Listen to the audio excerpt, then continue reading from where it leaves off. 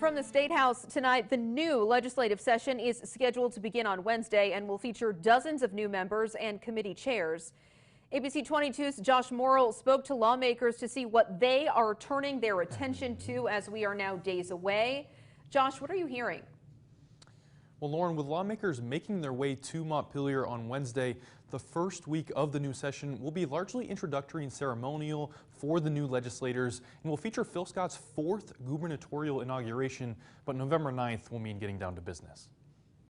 A new biennium. We have some really important things that could really change the way we function in Vermont. After November's midterm election, Vermont Democrats now hold a supermajority in both the Senate and the House. Some lawmakers I spoke with say it will lead to more vetoes from the governor's office and favorable policies for Democrats in the upcoming legislative session, but add that the goal is to reach bipartisan legislation that will bode well for most Vermonters. That doesn't change the economy.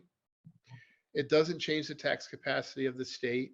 It doesn't change the needs of Vermonters. We're still going to try and come up with policies that work for the majority of people. And those policies will most notably be addressing the state's housing shortage, continuing workforce development, child care subsidies, and climate initiatives. Nearly $1 billion in federal COVID relief funding helped address these issues in 2022.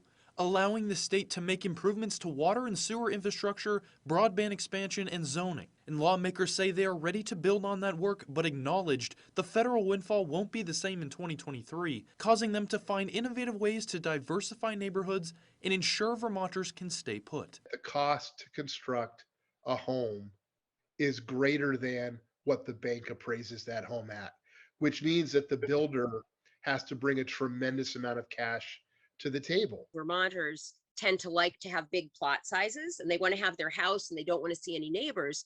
Well, that's nice, but it's also not very efficient and it's not a very usable, sensible way to use our resources. And with federal dollars running thin, Scott Beck, a Republican representative from Caledonia County, says increased taxes, which he's afraid his Democratic colleagues will support, aren't the answer. We're the number 10 as far as taxation in the country.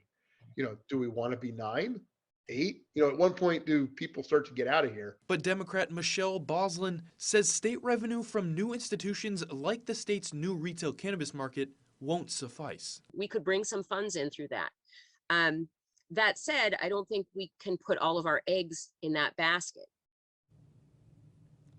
Boslin and Beck said that developing the state's workforce will work hand in hand with housing reform. And tonight, I'm live in the newsroom, Josh Morrill, but I'll have more on the legislative session from the State House later on in the week here on Fox 44 News. Lauren?